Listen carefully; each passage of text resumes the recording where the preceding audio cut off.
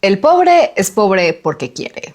Yo soy Michelle Nadine y acá hablamos de filosofía. Hay frases que suenan sumamente simples, sumamente repetidas, pero que en realidad esconden una estructura ideológica. Por ejemplo, que si trabajas duro vas a salir adelante, que si eres pobre es porque no te esforzaste lo suficiente, o incluso que el mérito personal te va a llevar a donde tú quieres. Nos lo repiten tanto que terminamos creyendo que la pobreza es un asunto de decisiones personales, de mérito o de voluntad. Pero ¿qué pasa si en realidad la pobreza no es un resultado de consecuencias de decisiones individuales, sino un resultado estructural? Ya el filósofo esloveno Žižek habla de algo llamado la violencia invisible, aquella que no se ve, no golpea, no dispara, pero atraviesa nuestras vidas a través de las instituciones, las leyes, el lenguaje y las estructuras económicas. Y es aquella violencia que se normaliza, la que opera cuando decimos que así son las cosas y que no hay manera de cambiarlas. En nuestra época, la carencia se presenta como una elección, no como un resultado. Pero esta ilusión de que pobre es pobre porque quiere es un mecanismo perfecto de un sistema que necesita desigualdad para sostenerse. En el libro sobre la violencia de Žižek existen 6 reflexiones, las cuales plantean ideas tanto incómodas como reveladoras. La violencia más peligrosa no es la que vemos, sino la que ya se volvió parte de nuestra realidad. Y Žižek distingue 3 tipos de violencia: la violencia objetiva, la que tiene un agente visible, una agresión física, un crimen, una guerra. Es la violencia que conmociona, la que los medios muestran y condenan. Por otra parte, tenemos la violencia simbólica, la que se ejerce a través del lenguaje, las representaciones y las normas culturales. Es la que se infiltra en la manera en que hablamos del otro, en la que estereotipamos y en las narrativas que legitiman jerarquías. Luego tenemos la violencia sistemática, la más profunda y menos perceptible. Y un ejemplo que tenemos de esto es cuando a los migrantes se les dice ilegales y se toma un grupo vulnerable para criminalizarlos. Por ello decimos que la violencia sistemática no necesita golpes, sino que opera desde la normalidad. Está en el desempleo estructural, el cual consideramos inevitable, la falta de oportunidades, en los barrios marginados, en los cuerpos agotados que trabajan 12 horas por un salario que no les alcanza para sobrevivir. Y este es el tipo de violencia que nos hace aceptar lo inaceptable, como la cruda realidad.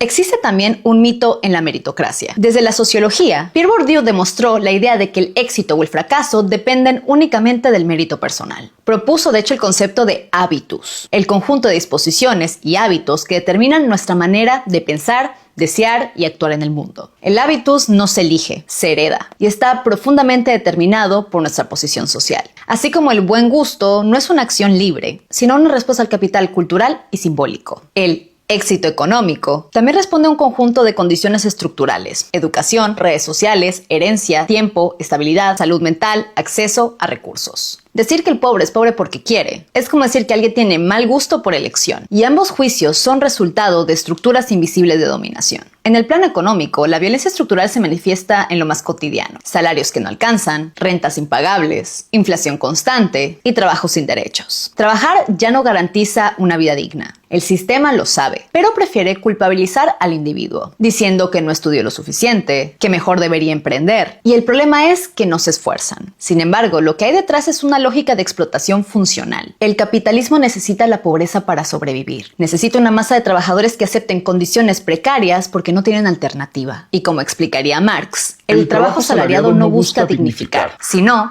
reproducir la desigualdad. El valor que produce el trabajador se concentra en manos de quienes controlan el capital. Por lo tanto, la pobreza no es un accidente, no es una elección, es una necesidad del sistema. Porque justamente hay leyes que protegen al capital. Las leyes, tanto políticas como públicas, que se presentan como muy neutrales, suelen proteger antes al capital que a las personas. Veamos algunos ejemplos contemporáneos: reformas laborales que abaratan el despido o promueven el empleo temporal en nombre de la flexibilidad. Luego, los famosos impuestos regresivos, donde quienes menos tienen pagan proporcionalmente más que los dueños del capital financiero.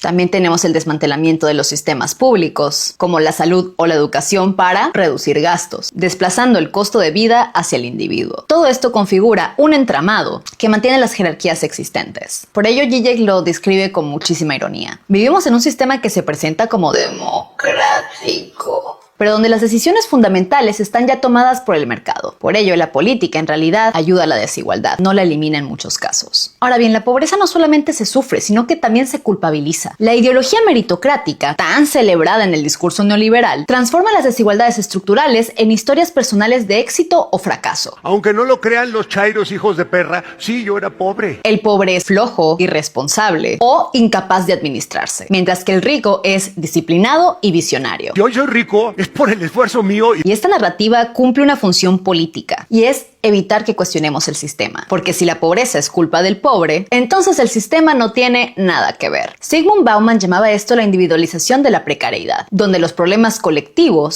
se reinterpretan como fracasos individuales. En pocas palabras, el sistema te deja caer y te culpa por no triunfar. Por ello, la meritocracia se ha convertido en la nueva religión secular del capitalismo. Promete salvación a través del esfuerzo, pero omite el problema de la desigualdad. Quien nace pobre carga con una desventaja estructural que el esfuerzo individual no puede compensar. Por ejemplo, la educación deficiente, la discriminación, las conexiones sociales limitadas, el acceso precario a la salud o el tiempo libre. Sin embargo, el sistema meritocrático insiste en que si quieres, puedes. La consecuencia es devastadora. La pobreza deja de ser una injusticia social y se convierte en un fracaso moral. El fenómeno del trabajador pobre es la prueba más evidente de esta contradicción. Personas que trabajan tiempo completo, fines de semana, y aún así no logran cubrir las necesidades básicas. Pero el sistema lo celebra como resiliencia, convierte la precariedad en virtud. El sacrificio se vuelve una forma de dignidad. Es el equivalente a lo que Byung-Chul Han llamaría autoexplotación consentida. El sujeto que se explota a sí mismo creyendo que es libre. Y todo esto es porque es mucho más fácil culpar al individuo que a un sistema. Hay una razón por la cual este sistema persiste, y es porque culpar al individuo ahorra el costo político de transformar las estructuras. Permite mantener intacto el orden, mientras que se promueve la ilusión de la movilidad social. Por lo tanto, el pobre no es pobre porque quiere, es pobre porque el sistema necesita que alguien lo sea. Que la desigualdad no es un error, es una condición de posibilidad del capitalismo. Mientras existan personas que crean que la desigualdad es natural, Sí, yo era pobre. que el pobre está en esa condición porque le da la gana, Pobre. o porque no se esforzó lo suficiente, el orden económico y político seguirán funcionando sin resistencia. Porque cuando la injusticia se convierte en mérito y la explotación en virtud, nos mantenemos ocupados juzgando al individuo en lugar de cuestionar estructuras. Va a parecer que ando llorando en el video.